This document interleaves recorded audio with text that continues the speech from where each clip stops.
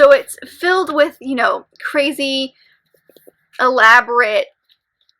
Hello everybody, my name is Kelsey and we're about to get very, very nerdy with my March haul.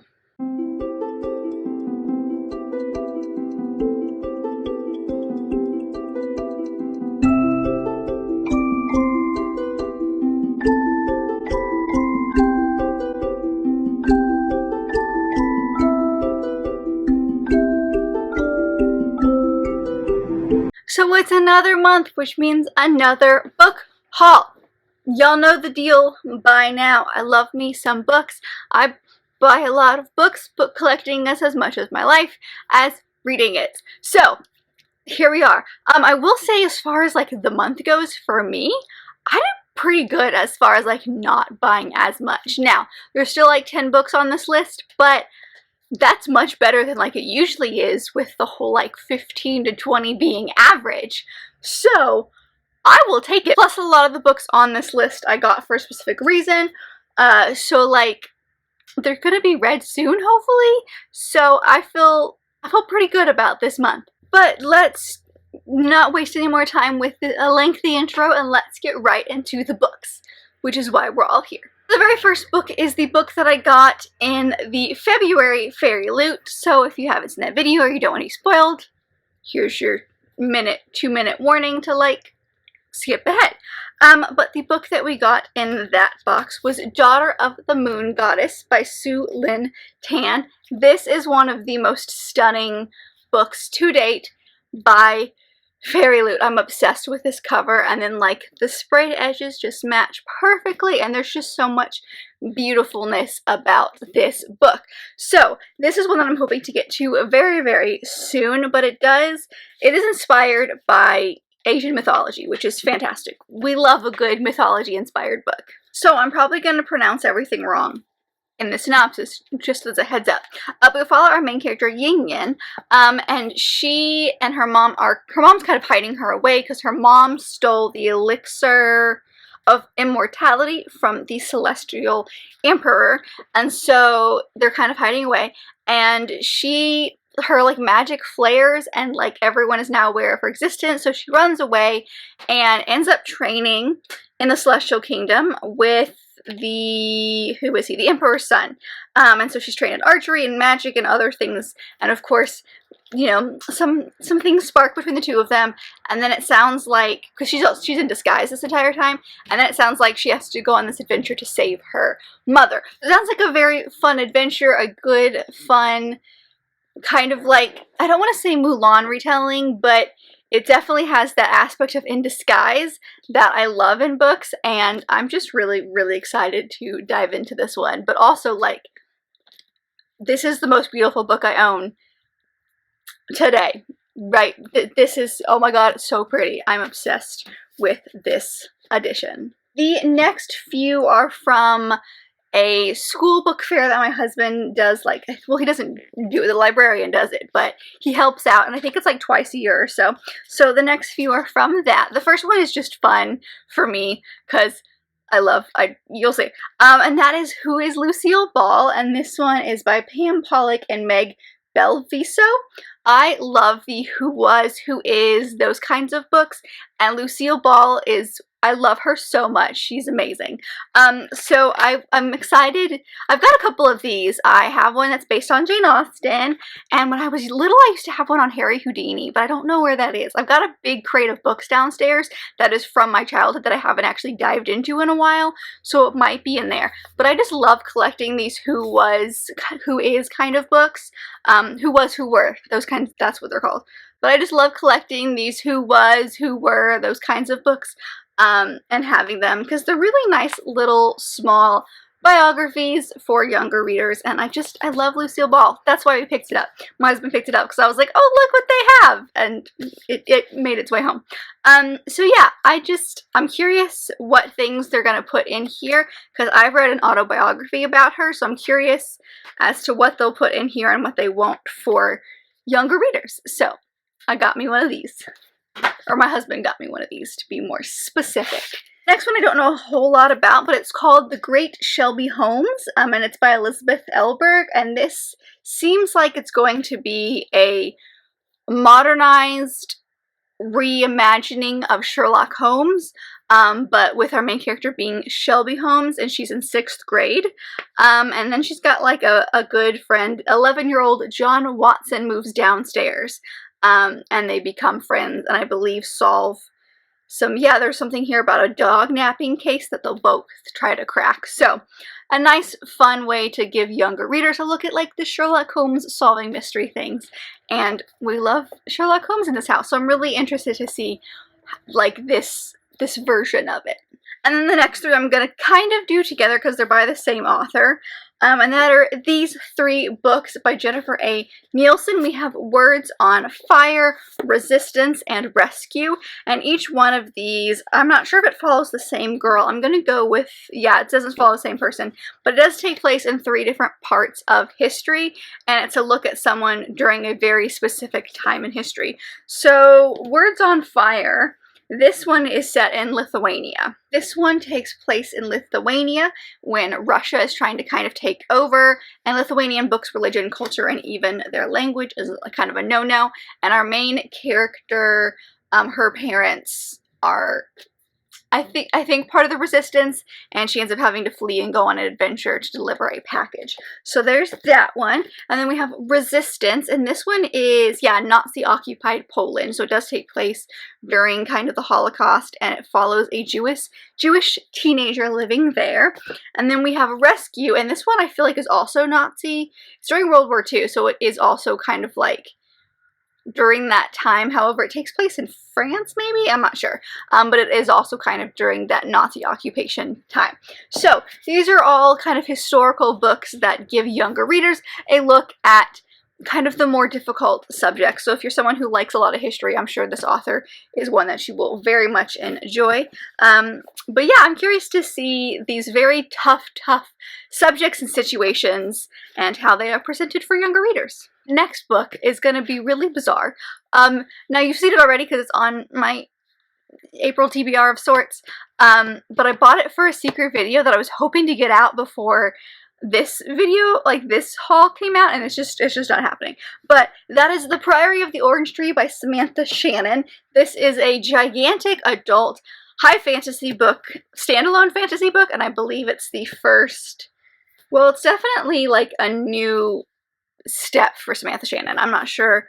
I feel like she's only written a lot of like kind of sci-fi things, and this is like very large adult fantasy. So I don't know a whole lot about this, but I do know it takes place in this like vast world that's divided east and west, and I do know that it is a what's it called? Matriarchy, I believe.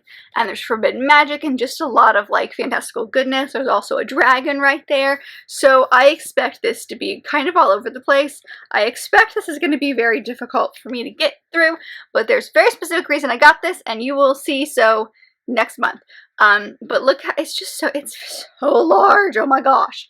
But yes, I picked this one up for a very specific reason. The next one is a lovely gift that I was not expecting from a friend of mine that I went to college with. He is writing a book, and so he just asked me if I would read his manuscript, which I'm still doing.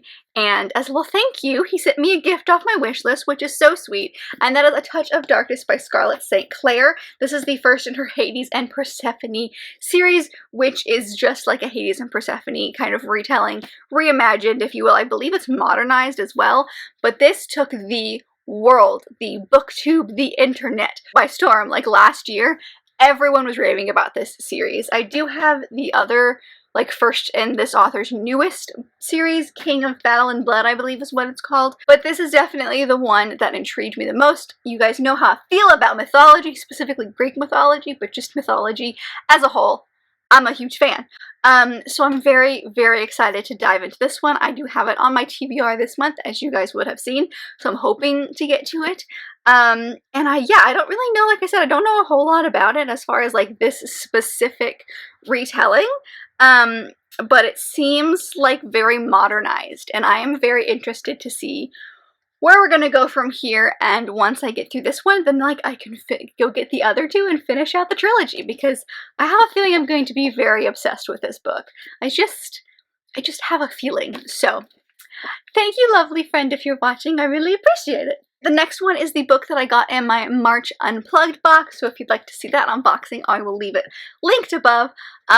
Also, if you don't want to know what it is, skip ahead like 2 minutes. But that is Extasia, and this is by Claire Legrand. This is like a super creepy looking book. I'm not gonna lie, I'm a lot a bit terrified of this, so we may be holding off until like the fall for this one, because this is giving me definitely fall vibes. But it sounds really interesting. So it follows a girl or woman, I'm not sure, who has no name. Like literally at the beginning says, my name is unimportant. And she's going to become one of the 4 saints of Haven, which is these 4 women, I guess, in their community. She's going to be going through this ritual, and she's going to be given like her true name, and then with her sister, she's going to... What was exactly? They will stand against the evil power that lives beneath the Black Mountain, an evil that has already killed 9 of the village's men.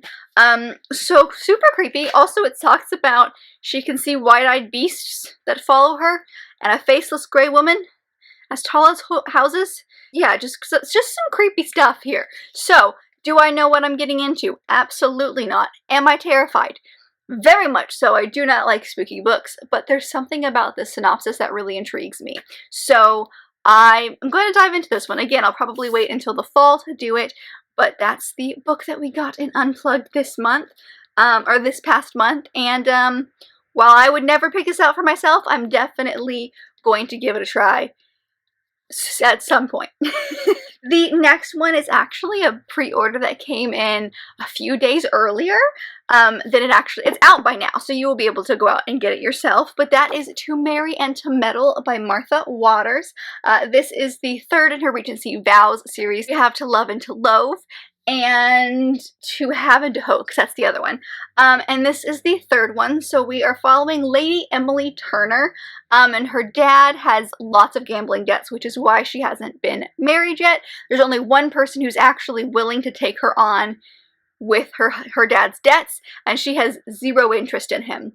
And then enter the scene, what is his name?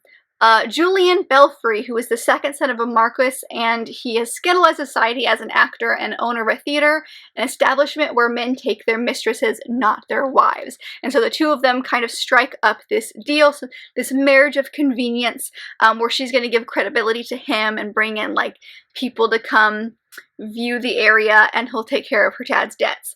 And also get her away from this guy that she really doesn't want to marry. So this is a character we've seen since the beginning.